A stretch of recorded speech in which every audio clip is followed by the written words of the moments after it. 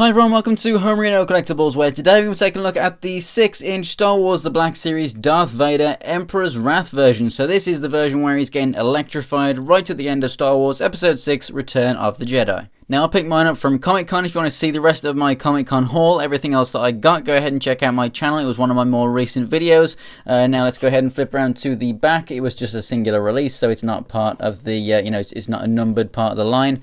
On the back here, we have a small bio, which says, unable to watch his son Luke Skywalker die at the hands of the Emperor, Darth Vader received a lethal blast of Force lightning as he hurled his master to his doom. So obviously, it's as he kills the Emperor. So let's go ahead and get this thing open and take a closer look.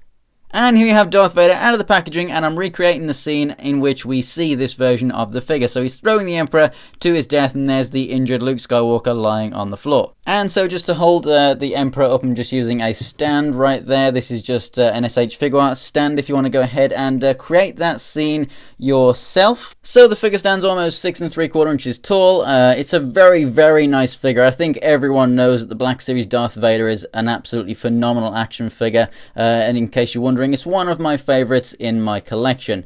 Now, this obviously is not going to be a super in-depth review because generally the entire body is pretty much exactly the same as the regular Darth Vader.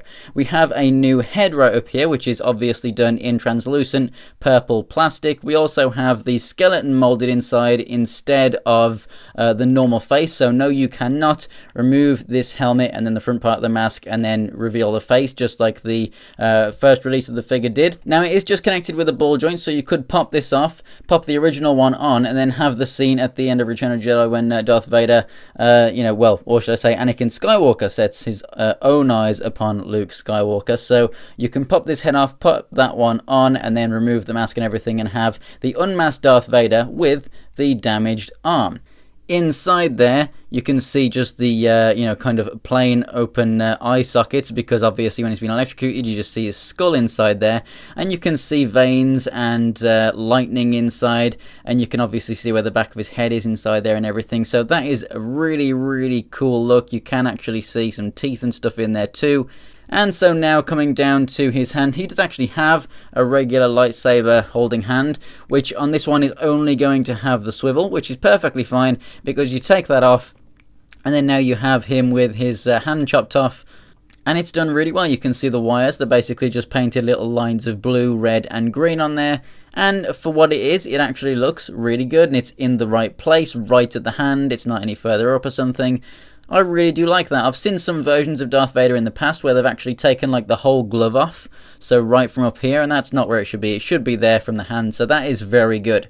Now, die-hard Star Wars fans know that Darth Vader's costume did change from film to film. Various different things changed to the helmets, like the size of this grill underneath, and you got like just really, really tiny things. Like from Episode 4, you've got the this piece of cloth going over here, and then from 5 and 6, it's not, and this chest plate became bigger, and there's lots of different variations. Now, you could say that this obviously should be a little bit different to the other figure because that one was technically the Episode 4 version, because you've got the brown eyes, but then the fact that the helmet could be removed, it was like the kind of Episode 6 version. So it's like every Darth Vader armor in one. But the details on this costume are more suited to an Episode 6 Vader, so this definitely works for me. Now, you obviously do get his lightsaber, do not worry. You can remove the blade as well, so you can just have him holding this on its own, but no, it does not have any form of attaching to Vader. They still haven't made anything like that, which I think they probably should have done for this figure. Not that it matters though, because with this actual figure, there is no point where he's being electrocuted where he is holding this thing because it gets chopped off with his hands. So technically, when this is happening, he doesn't even have this. So I don't really mind too much about that, but obviously it does fit in that hand perfectly fine, and he can use that.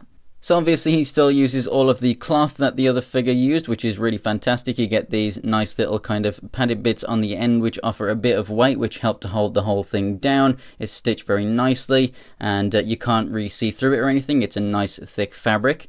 As for the articulation, and the head being on a ball joint can swivel all the way around, left and right, look up and down.